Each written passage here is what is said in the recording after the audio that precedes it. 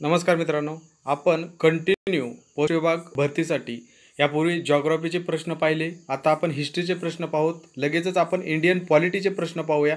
असे मित्रांनो, आपण जे की 6 सेक्शन आहे ते 6 सेक्शनचे एक 1000 प्रश्न आपण कंप्लीट करण्याचा प्रयत्न करत आहोत. परंतु मित्रांनो, आपल्याला विथ टायमर, गणित, बुद्धिमत्ता, जी के हे तिन्ही सेक्शन एकसाथ पाहिजे असतील आणि डेली बेसिसवरती याच्या क्विजेस तसंच 40 ऑनलाईन टेस्ट जर आपल्याला पाहिजे असतील तर मित्रांनो, आत्ताच डिस्क्रिप्शनमध्ये जो मी माझा व्हॉट्सअप नंबर दिलेला आहे त्यावरती आपण संपर्क करून मित्रांनो आपलं आत्ताच यशाच्या तयारीसाठी आपण काय क्रिएट केलेले मटेरियल आहे त्याचा फायदा करून घ्या.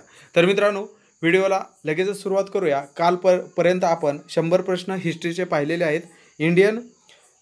जे की इंडियन पॉलिटीचे पण आपण पाहणार आहोत. इंडियन जिओग्राफीचे यापूर्वी काही पाहिले. आता आपण जे की Indian culture and freedom struggle यावरती जे काही हिस्ट्रीचे प्रश्न आहेत अगदी टू द पॉईंट आपण हे प्रश्न पाहत आहोत.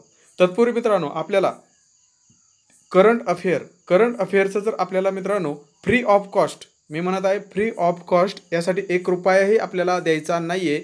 यासाठी अन अकॅडमीने काय आहे, अंकित अवस्थी सरांमार्फत काय डेली 6 PM रोजी 1 नोव्हेंबरपासून काय होणार आहेत, हे करंट अफेअरचे क्लासेस चालू होणार आहेत. आपल्याला फक्त काय करायचं आहे, डिस्क्रिप्शनमध्ये जी काय लिंक दिलेली आहे, अन अकॅडमीची जी लिंक दिलेली आहे त्यावरती आपण जायचं आहे आणि डायरेक्ट काय करायचं आहे, हे संपूर्ण जे अंकित अवस्थी सर जे की फक्त करंट अफेअर मित्रांनो आपल्याला गोगनपट्टी करायला शिकवत नाहीत, तर त्यासोबतच आपल्याला संपूर्ण त्याच्या रिलेटेड त्याची हिस्ट्री असेल किंवा त्याचे जे काही वेगवेगळे पैलू आहेत त्या अनुषंगाने आपल्याला ते करंट अफेअर मित्रांनो एक लक्षात ठेवण्यास भाग पाडतात.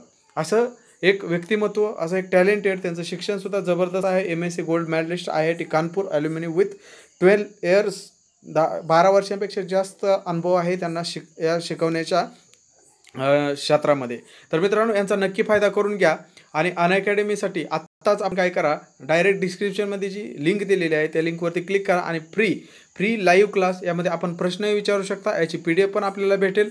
तसंच मित्रांनो, याचा एक फायदा म्हणजे आपण या सरांना लाईव्ह क्लासेसमध्ये काय प्रश्न विचारून आपल्या शंकाचं समाधान करून घेऊ शकता. तर 1 नोव्हेंबरपासून डेली 6 PM हे काय होतं, क्लासेस चालू होत आहेत. चला, आता आपण आपल्या प्रश्नांकडे वळूया. तर मित्रांनो, आता आपण कालपर्यंत 100 प्रश्न पाहिले. आता इथपासून आपण काय करूया, प्रश्न क्रमांक 101 काय सांगितलेलं आहे, इंग्रजांनी भारतात त्यांचे शासन असताना कशाच्या लागवडीस प्रोत्साहन दिले. इंग्रजांनी भारतात त्यांचे शासन असताना कशाच्या लागवडीस प्रोत्साहन दिले. तर कशाचे दिले आपल्या सर्वांना माहिती आहे, परंतु अगदी नवीन विद्यार्थी कॅन्डिडेट त्यांनी जरी प्रिपरेशन चालू केलेली असली, त्याने जरी स्वप्न ध्येय बाळगले असेल की पोस्ट विभागातली जवळपास 1300 ते 1500 ज्या जागा आहे त्यामध्ये एक जागा आपली पक्की करायची आहे, त्यासाठी सुद्धा मित्रांनो आपण एक्झामवाली टीम धडपडत आहे. म्हणून या अगदी टू द पॉईंट सिलेबसला धरून हे प्रश्न बनवत आहोत. तर निळीचे उत्पादन काय केले, लागवडीस इंग्रजांनी प्रोत्साहन दिले. भारतात पिकवल्या जाणाऱ्या निळेच्या उत्तम दर्जामुळे युरोपमध्ये त्या निळेला भरपूर मागणी होती आणि ही भारतामध्ये जबरदस्तीने शेतकऱ्याला निळीचं उत्पादन घ्यायला लावायचं आणि त्यांना अगदी कवडीमोल भावाने ती नीळ काय करायची, त्यांच्याकडून शेतकऱ्याकडून घ्यायची आणि तिकडं युरोपमध्ये जाऊन काय करायचं, तीच भल्या मोठ्या भावाने काय करायची, विकायची, जास्त किमतीने विकायची. असं इंग्रजांची ही नीती होती आणि त्यामुळे आपल्या जे काय भारतीय शेतकरी होते ते सुद्धा त्रस्त झाले होते. पुढचा प्रश्न, मित्रमेळा या क्रांतिकारी गुप्त संघटनेची स्थापना कोणी केली. विनायक दामोदर सावरकर यांनी 1 जानेवारी 1900 रोजी नाशिक येथे मित्रमेळा या क्रांतिकारी गुप्तचर संघटनेची काय केली, स्थापना केली.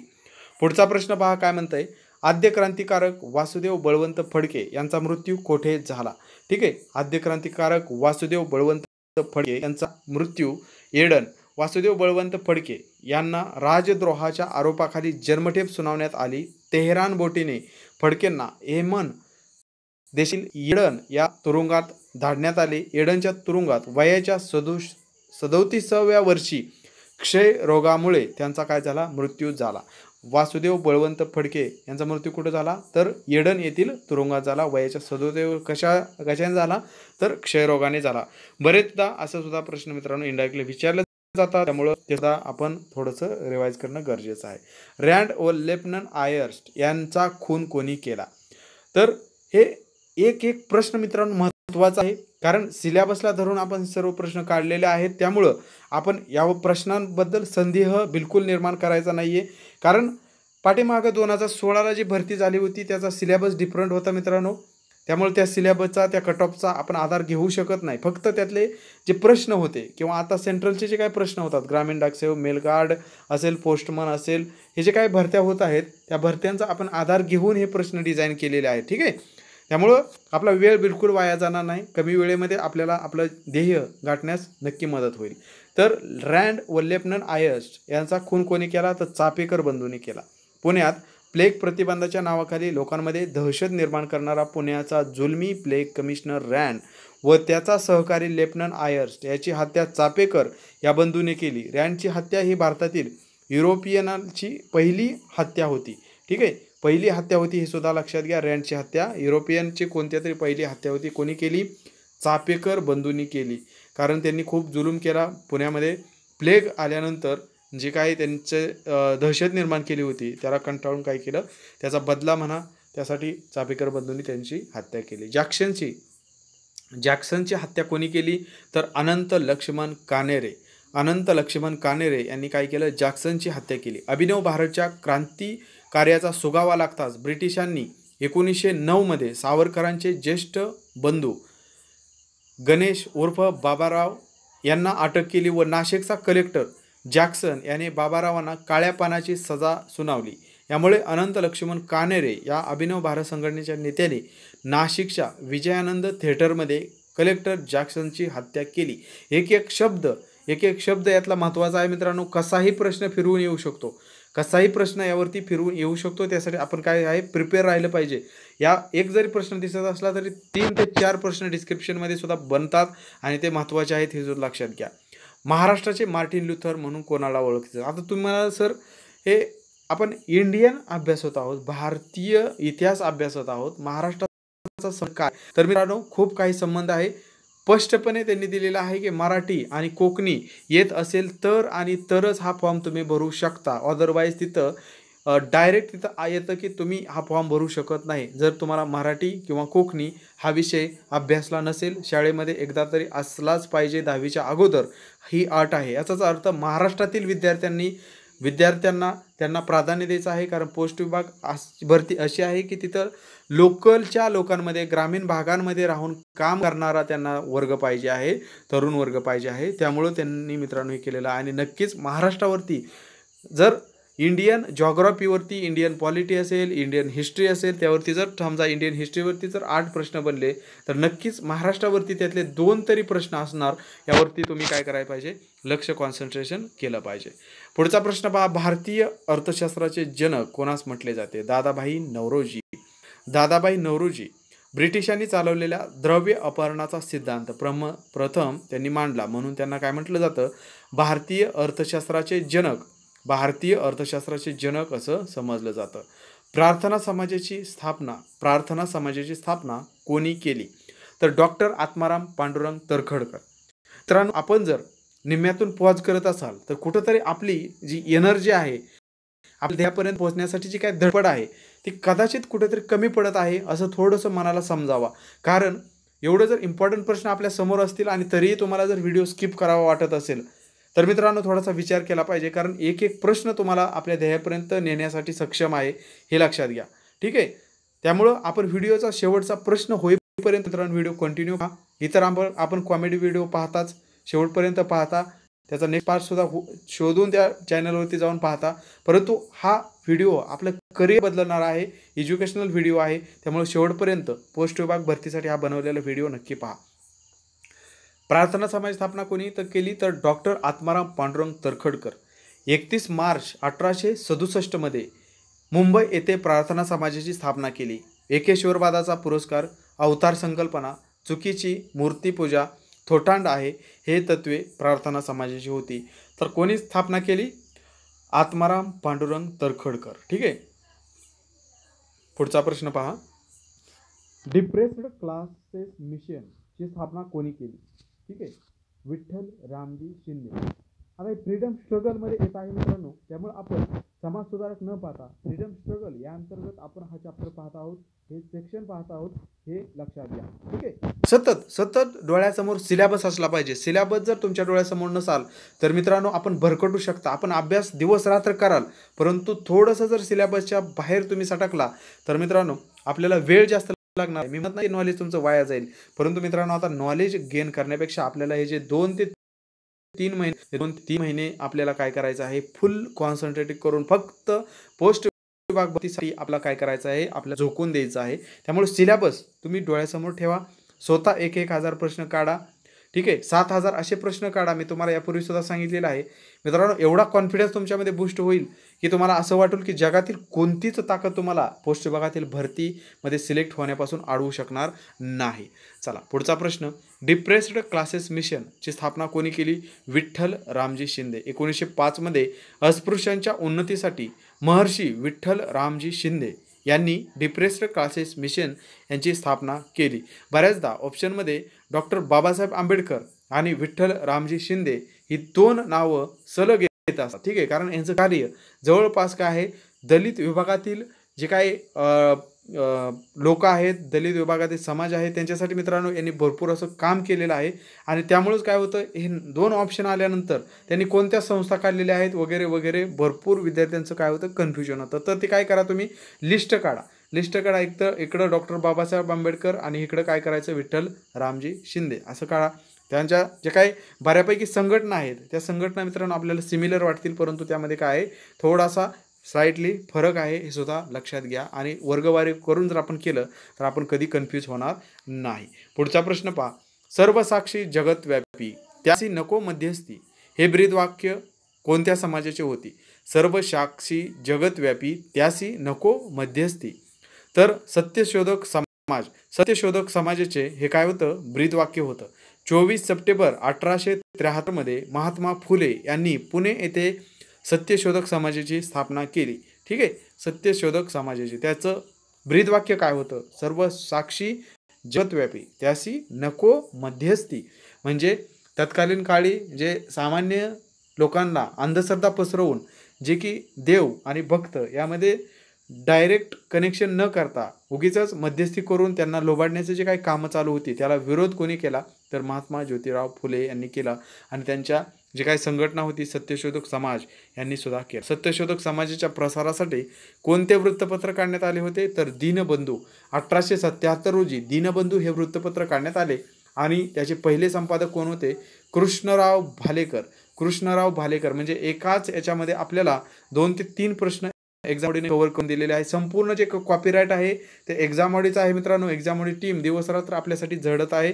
अजूनही ज्या विद्यार्थ्यांनी व्हॉट्सअपवरती मित्रांनो मेसेज केलेले आहेत, बरेच विद्यार्थ्यांना मेसेज देण्याचं राहून गेलेलं आहे. त्यासाठी मी स्वतः मित्रांनो दिलगिरी व्यक्त करतो आणि सोबतच आपल्याला विश्वास देतो की आपल्याला जे काय आपण रिप्ले केलेलं आहे, बऱ्याच जणांनी फीसुद्धा पेड केलेली आहे, परंतु त्यांना एक्झामॉडीकडून रिप्ले जायचं अजून बाकी आहे. परंतु मित्रांनो विश्वास ठेवा, आपल्याला लवकरच रिप्ले येऊन आपल्याला जे काही मटेरियल आहे, प्रॉमिस केलेलं जे मटेरियल आहे, 7,000 प्रश्न टू द पॉईंट सिलेबसनुसार काढलेले मित्रांनो सर्व विथ टायमर आपल्याला भेटून जाईल. एवढा मी तुम्हाला काय देतो, आज विश्वास देतो, शब्द देतो. ठीक आहे, चला पुढचा प्रश्न पाहूया. आणि नवीन जर जॉईन व्हायचं असेल तर डिस्क्रिप्शनमध्ये माझा व्हॉट्सअप नंबर दिलेला आहे. नक्की मित्रांनो त्याला जॉईन व्हा.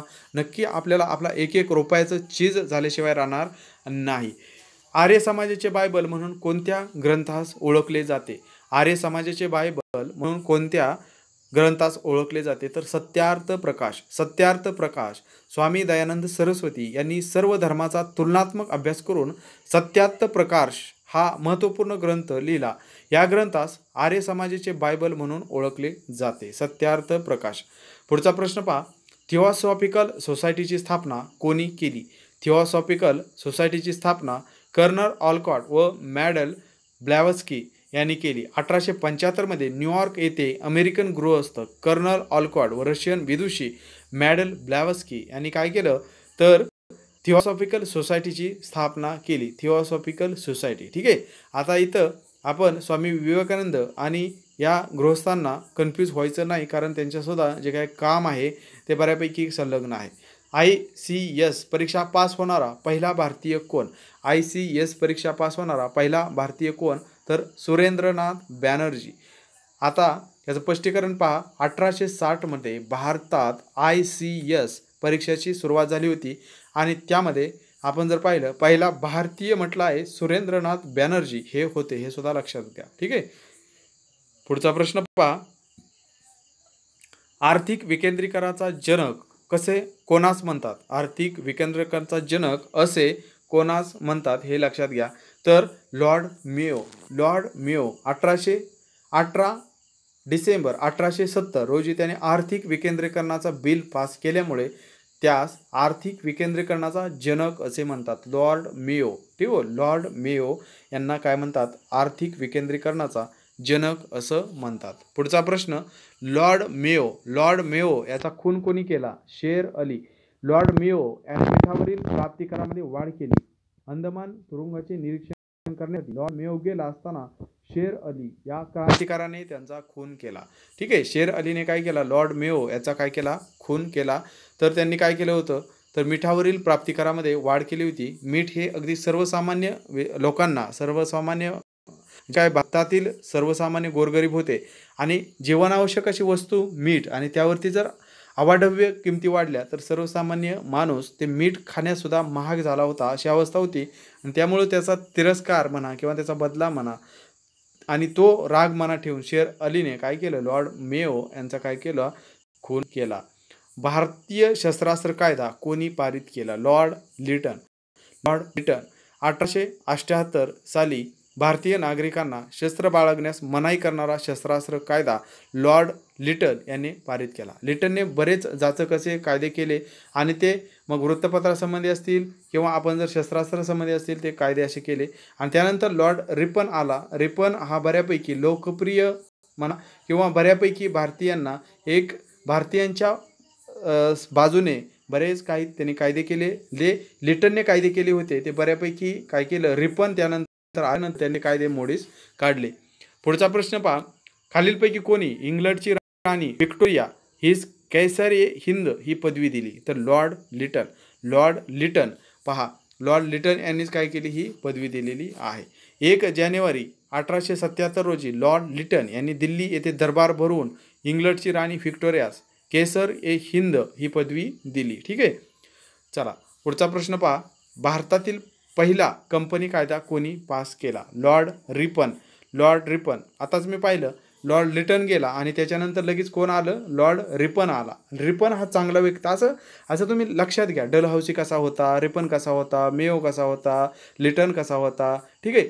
आपण जर असं कॉर्नवॉलिस कसा होता, म्हणजे हे जर थोडी जर हिस्ट्री आपण असं स्वतःच्या मनाशी जुळवून ठेवलं तर मित्रांनो, हे व्हाईसरॉय असतील, गव्हर्नर जनरल असतील, हे जे काय आहे गव्हर्नर जे असतील हे आपलं कधीही विसरणार नाही. ठीक आहे. हे कधीही आपलं काय विसरणार नाही, कारण आपल्याला एक त्यांचा मनामध्ये जसं की आपले मित्रांची लिस्ट असते, रिलेटिव्हची लिस्ट असते, तशी एक लिस्ट होऊन जाईल की बाबा हा लिटन गेला, त्यानंतर रिपन आला, त्यानंतर त्याच्या अगोदर जर आपण पाहिलं तर जनगणना झाली, मग जनगणना कोणी केली, मग असं आपलं एक लॉजिक तयार होतं. त्यामुळं त्यांचं कार्य लक्षात ठेवा. बरेच विद्यार्थी काय करतात, असं साखळीने लक्षात ठेवायचा प्रयत्न करतात आणि ऐन टायमाला परीक्षेमध्ये मग विसरून जातात. तर काय करायचं, इतिहास करताना हे व्हाईसरॉय जे आहेत ते काय करायचं मित्रांनो, त्याच्या कार्यासहित आपल्या मनाशी एक ठरवायचं की कोण चांगलं, कोण कसं होतं, भारतीयांच्या दृष्टीने कोणाचं व्यक्तिमत्व कसं होतं.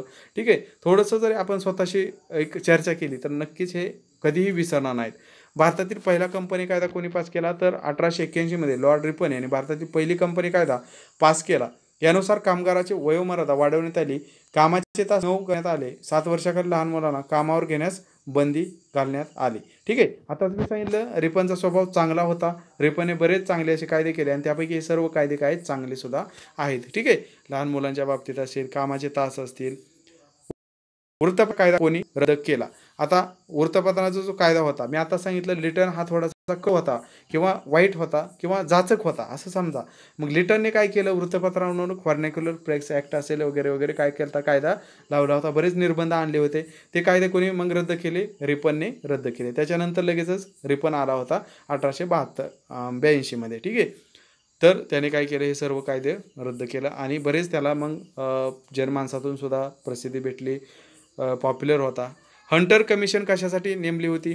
तर हंटर कमिशन शैक्षणिक सुधारणेबाबत, हंटर कमिशन शैक्षणिक सुधारणेबाबत काय होती? नेमली होती. पुढं पहा काय म्हणतंय, शैक्षणिक सुधारणेबाबत 1882 मध्ये लॉर्ड रिपन यांनी शैक्षणिक सुधारणेसाठी हंटर कमिशन नेमले होते. तसेच जालियनवाला बाग हत्याकांडाच्या चौकशी साठी सुद्धा हंटर कमिशन नेमले होते. कुणी? तर रिपनने. म्हणजे याच्यावरून आपल्याला स्पष्ट भेटतं, कळतं की रिपन चांगला माणूस होता. ठीक आहे, म्हणजे आपल्याला परीक्षेत विचारणार नाही त्यांचा स्वभाव वगैरे, परंतु आपल्याला लक्षात ठेवण्यासाठी ही असं थोडंफार त्यांचं व्यक्तिमत्व माहीत असणं अत्यंत गरजेचं आहे. चला पुढचा प्रश्न पहा. स्थानिक स्वराज्य संस्थेचा जनक कोणास म्हणतात? तर लॉर्ड रिपन. लॉर्ड रिपन याने स्थानिक स्वराज्य संस्थेचा कायदा केला. त्याने जिल्हा व तालुका लोकल बोर्डाची स्थापना केली व त्या ठिकाणी लोकप्रतिनिधी नेमले, म्हणूनच त्याला स्थानिक स्वराज्य संस्थेचा जनक असे म्हणतात. कोणाला? तर लॉर्ड रिपन. लॉर्ड रिपन यांना काय म्हणतात? स्थानिक स्वराज्य संस्थेचा जनक असे म्हणतात.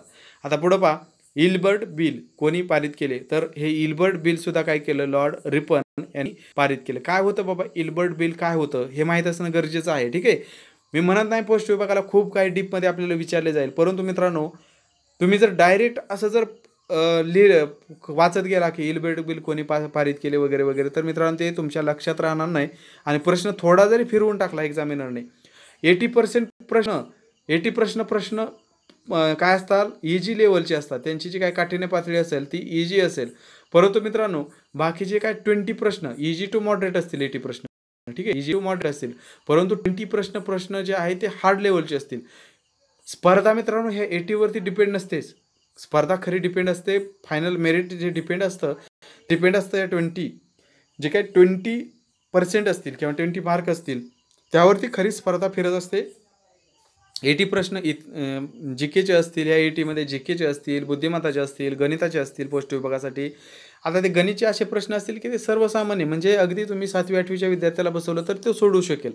ठीक आहे, तंत्र बुद्धिमत्ता तसंच जनरल नॉलेज तसंच, परंतु हे 20 प्रश्न मित्रांनो खास अभ्यास करणाऱ्या विद्यार्थ्यांसाठी बनवलेले असतात, जेणेकरून यातून एक चाळणी व्हावी.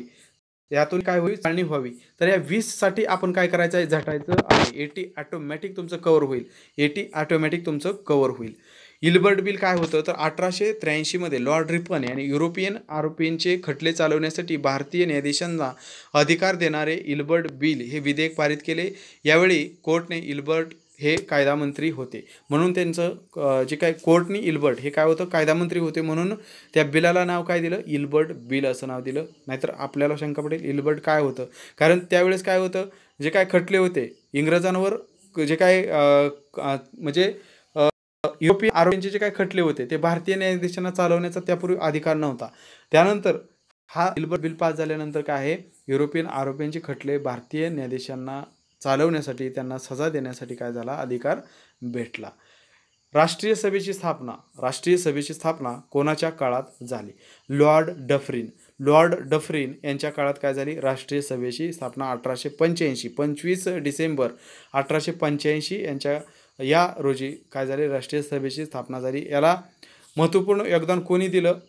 कालच आपण पाहिलं मित्रांनो, विसरायचं नाही. कोणी दिलं? तर ए ओ ह्यूम यांनी काय दिलं? भरपूर असं या एक सनदी रिटायर अधिकारी होते, त्यांनी काय केलं? इंग्रज होते, ब्रिटिश सनदी रिटायर संधी अधिकारी होते, आणि त्यांनी काय केलं? तर राष्ट्रीय सभेची स्थापना करण्यासाठी भरपूर असं हातभार लावला. हे सुद्धा विसरून चालणार नाही. प्रश्न बनवू शकतो त्यावरती, कालच आपण त्यावरती प्रश्न सुद्धा पाहिलेला आहे. पुढचा पहा, बालविवाह प्रतिबंध घालणारा कायदा कोणाच्या काळात संमत झाला किंवा पारित झाला? लॉर्ड लॉन्सडाऊन 1891 मध्ये बालविवाह प्रतिबंध घालणारा सिव्हिल मॅरेज ॲक्ट पारित केला. 1881 मध्ये बालविवाह प्रतिबंध घालणारा सिव्हिल मॅरेज ॲक्ट काय झाला? पारित झाला. पुढचा प्रश्न पहा, बंगालची फाळणी योजना कोणी तयार केली? बंगालची फाळणी योजना कोणी तयार केली? तर सर अँड्र्यू फ्रेझर. 1903 मध्ये बंगालच्या फाळणीची योजना झाली, तर 1905 मध्ये प्रत्यक्षात बंगालची फाळणी झाली. पुढचा प्रश्न पहा, आता बंगालची फाळणी कधी झाली? तर 1905 मध्ये झाली. त्याची योजना कधी तयार झाली होती? तर 1903 मध्ये तयार झाली होती. त्यानंतर ही रद्द कधी झाली? रद्द कोणी केली? तर लॉर्ड हार्डिंग याच्या काळात झाली. म्हणजे योजना तयार कोणी केली तर सर अँड्र्यू फ्रेझरने, रद्द कोणी केली लॉर्ड हार्डिंगने केली. लॉर्ड हार्डिंग यांनी काय केलं, बंगालची फाळणी रद्द केली आणि याची घोषणा 12 डिसेंबर 1991 रोजी पंचम जॉर्ज या ब्रिटिश केली. ठीक आहे, लॉर्ड हार्डिंग यांनी बंगालची फाळणी रद्द केली याची घोषणा 12 डिसेंबर 1911 रोजी पंचम जॉर्ज या ब्रिटिश सम्राटाने केली. ब्रिटिशांच्या भारतातील म्हणजे ब्रिटिश भारतातील शेवटचा व्हाईसरॉय कोण होता? Lord Mountbatten. लॉर्ड माउंटबॅटन या योजनेनुसार भारताचे दोन देशांमध्ये विभाजन होऊन भारत स्वतंत्र झाला, त्यामुळे तो शेवटचा व्हाईसरॉय ठरला. ठीक आहे, भारत शेवटचा व्हाईसरॉय त्यांच्याच काळामध्ये काय झालं, परत मग नंतर स्वतंत्रसुद्धा आपल्याला भेटून गेलं. पुढं पहा काय म्हणतं, ब्रिटिश पार्लमेंट निवडून येणारे पहिले हिंदी सभासद कोण होते? दादाभाई नौरोजी. अत्यंत महत्त्वाचा प्रश्न आहे मित्रांनो. ब्रिटिश पार्लमेंटवर निवडून येणारे पहिले हिंदी सभासद कोण होते? तर दादाभाई नौरोजी. दादाभाई नौरोजी हे जहाल व मवाळ हे दोन्ही विचारप्रणालीमध्ये सुवर्ण मध्य साधणारे होते. आपल्याला माहिती आहे जहाल अगदी टोकाची भूमिका बाळगणारे जहाल, त्यामध्ये आपण जर पाहिलं तर लोकमान्य टिळक असतील, हे जे म्हणजे टोकाची भूमिका अगदी, आणि त्यामध्ये एक दुवा साधणारा कोणीतरी पाहिजे होता. ठीक आहे, इकडं आपण जर पाहिलं महात्मा गांधी अगदी अहिंसात्मक मार्गातून चालणारे व्यक्तिमत्व होते. ठीक आहे, म्हणजे कुठंतरी त्यांना एक दुवा साधणं, कारण आपल्याला अंतिम उद्दिष्ट आपलं काय होतं तर स्वतंत्र मिळवणं होतं, भारताला स्वातंत्र्य देणं. आपण हे फ्रीडम स्ट्रगल पाहतोय मित्रांनो. फ्रीडम स्ट्रगलमध्ये हे जर नाही आलं तर मग काय येणार? हे जर प्रश्न नाही आले फ्रीडम स्ट्रगलमध्ये तर मग काय येणार, हा प्रश्न आहे. त्यामुळं हे जे प्रश्न आहेत अगदी डेडिकेटली चूज करून बनवलेले आहेत, असं नाही की कुठले तरी कॉपी पेस्ट केलेले आहे. मी पुन्हा पुन्हा सांगतो, याचं कॉपीराईट जे आहे ते पूर्ण एक्झामवाली टीमचं आहे, लक्षात घ्या. ठीक आहे, याचा आपलं जे काय स्पष्टीकरण आहे संपूर्ण एक्झामवाली टीमचं आहे. यावरती फक्त आता आपण हे PDF तयार करून त्यामध्ये आपल्याला विथ टायमर तर देणार आहोत, परंतु सध्या त्या PDFचं काम चालू आहे आणि आपल्याला काय आहे आपलं रजिस्ट्रेशनसुद्धा चालू आहे. तमाम विद्यार्थी सध्या एक्झामवरती विश्वास टाकत आहेत, परंतु मित्रांनो आपल्याला पुन्हा दिलगिरी व्यक्त करतो की वेळेवरती व्हॉट्सअपला रिप्लाय देणं टीमला सहज शक्य होत नाही. त्यामुळे वेळ लागतो, 2 दिवस लागतील, 8 तास लागतील, परंतु मित्रांनो पेशन्स ठेवा. आपल्या एका रुपयाचं काय होणार आहे, चीज होणार आहे. फक्त खाली डिस्क्रिप्शनमध्ये व्हॉट्सअप नंबर दिलेला आहे, व्हॉट्सअपवरती लिहा मला टेस्ट पाहिजे किंवा मला जे 7,000 प्रश्न आहेत ते पाहिजेत, काहीही लिहा. तुम्हाला काय केलं जाईल तिथं डिटेल प्रोसेस जॉईन व्हायची सांगितली जाईल. तर कोण होते ब्रिटिश पार्लमेंट निवडून पहिले हिंदी सभासद? दादाभाई नौरोजी. ठीक आहे, पुढचा प्रश्न पहा. भारताचे पितामह म्हणून सुद्धा दादाभाई नौरोजी यांना आपण ओळखतो किंवा म्हटलं जातं. द्रव्य अपहरणाचा सिद्धांत प्रथम त्यांनी मांडला, तसेच काँग्रेसच्या स्थापनेत त्यांनी पुढाकार घेतला होता. रास्त गोपतार. ठीक आहे, रास्त गोपतार हे साप्ताहिक कोणी सुरू केले? तर रास्त गोपतार हे दादाभाई नौरोजी यांनी सुरू केले. या साप्ताहिकातून त्यांनी फारसी लोकांना जागृत केले. रास्त गोपतार म्हणजे खरी बातमी. भारतीय असंतोषाचे जनक कोणाला म्हटले जाते? तर लोकमान्य टिळक. आताच मी सांगितलं की हे अगदी जहाल गटातील नेते होते. ठीक आहे, आणि दादाभाई नौरोजी आता आपण पाहिलं की काय होतं तर एक सुवर्ण मध्य जहाल आणि मवाळ. कारण आपल्याला अंतिम उद्दिष्ट काय होतं? अंतिम उद्दिष्ट आपलं होतं ते म्हणजे आपल्याला भारतीयाला स्वातंत्र्य मिळवून देणं. ठीक आहे, भारतीय असंतोषाचे जनक असे कोणास म्हटले जाते? तर लोकमान्य टिळक. लोकमान्य टिळकांना काय म्हटलं जातं? भारतीय असंतोषाचे जनक. ते एक जहाल गटातील होते.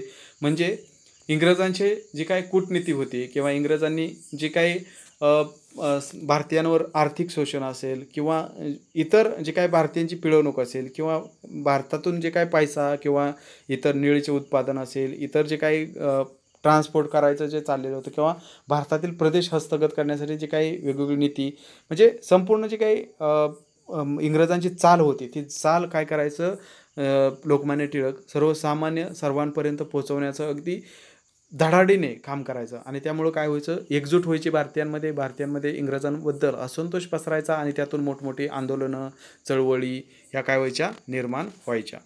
पुढचा प्रश्न पहा काय म्हणतंय. मवाळ नेत्यांची विचारसरणी खालीलपैकी कोणती होती? तर वरीलपैकी सर्व. ब्रिटिश नोकरशाहीची हीच प्रमुख अडचण, ब्रिटिश राजसत्तेची एकनिष्ठता, ब्रिटिशांच्यावर विश्वास ही मवाळ नेत्यांची विचारसरणी होती. ब्रिटिश नोकरशाही प्रमुख जी काही अडचण. ठीक आहे, सनदशीर मार्गाने विश्वास, सनदशीर मार्गाने राष्ट्रीय अधिकारांची प्राप्ती, ब्रिटिश राज्यांमुळेच भारताचा विकास अशा अनेक विचारसरणीमुळं अशा अनेक विचारसरणी काय होत्या, मवाळ नेत्यांच्या होता. बंगाल गॅझेट हे वृत्तपत्र कोणी सुरू केले, तर जेम्स हिस्की यांनी काय केलं, बंगाल गॅझेट हे वृत्तपत्र सुरू केलं. 1780 रोजी बंगाल गॅझेट हे भारतातील पहिले वृत्तपत्र कोलकाता या ठिकाणी सुरू झाले. हे वृत्तपत्र इंग्रजी भाषेतून होते, हे स्वतःला लक्षात घ्या. बंगाल गॅझेट हे जरी असलं तरी आपल्याला वाटू शकतं की हे बंगाली असेल किंवा इतर भाषेमध्ये असू शकतं, परंतु हे काय होतं तर इंग्रजी भाषेतून होतं, हे स्वतःला लक्षात घ्या. तर मित्रांनो, आता उरलेले जे प्रश्न आहेत ते आपण काय करूया, पुढील व्हिडिओमध्ये पाहूया. कारण आपण जर जास्त वेळ पाहिलं तर जास्त आपला पेशन्स बऱ्याच विद्यार्थ्याचा पेशन्स टिकत नाही आणि त्यामुळे काय होतं, व्हिडिओ ते मध्येच स्किप करतात. त्यामुळे आपण अर्ध्या तासाचे व्हिडिओ बनवूया आणि पुढं जर आपला सपोर्ट भेटला तर आपण जास्त व्हिडिओ बनवूया, ठीक आहे. परंतु विथ टायमर आपल्याला भेटत आहेत, 40 ऑनलाईन टेस्ट यामध्ये भेटत आहेत मित्रांनो, आणि जवळपास 6000 प्रश्न, आणि हे 40 ऑनलाईन टेस्टचे 1000 प्रश्न, 40 ऑनलाईनचे 1000 प्रश्न आणि विथ MCQ स्पष्टीकरणासह सोबत त्याची PDF, हे संपूर्ण 7000 प्रश्न आपण एक्झामवाडी टीमतर्फे देत आहोत मित्रांनो. आणि या ग्रुपमध्ये देत आहोत. त्याची लिंक डायरेक्ट पर्सनल लिंक आपलं सेपरेट टेस्ट झाल्या आपल्याला त्याचा स्कोअर समजतो. चुकीच्या उत्तराचं बरोबर उत्तराचं सुद्धा स्पष्टीकरण भेटतं. गणितचं सुद्धा मित्रांनो बुद्धिमत्ताचं असेल सोप्या ट्रिक्सद्वारे स्पष्टीकरण भेटतं. हे आपल्या एक्झामवाडीचं काय आहे, खास वैशिष्ट्य आहे. चला मग, आपल्याला जर पाहिजे असेल तर मित्रांनो पटकन व्हॉट्सअप ग्रुपवरती आपण काय करायचं, मेसेज टाकायचा आहे, मला टेस्ट पाहिजे. थोडासा वेट करायचा, आपल्याला एक्झामवाडी तिथं नक्की रिस्पॉन्स येईल. तर मित्रांनो, आपण भेटूया आता पुढच्या व्हिडिओमध्ये. आणि अनअकॅडमीचं जे काय मित्रांनो मी तुम्हाला सांगितलेलं भरपूर प्रश्न आहेत मित्रांनो. आपण प्रश्नाचा बिलकुल ताण घेऊ नका, ठीक आहे. प्रश्नाचा बिलकुल ताण घेऊ नका. तर अनअकॅडमी मी सुरुवातीला पण सांगितलं आपल्याला काय आहे, तर 1 नोव्हेंबरपासून free of cost live classes काय होत आहेत, चालू होत आहेत. त्याचा तुम्ही नक्की काय करा, फायदा घ्या.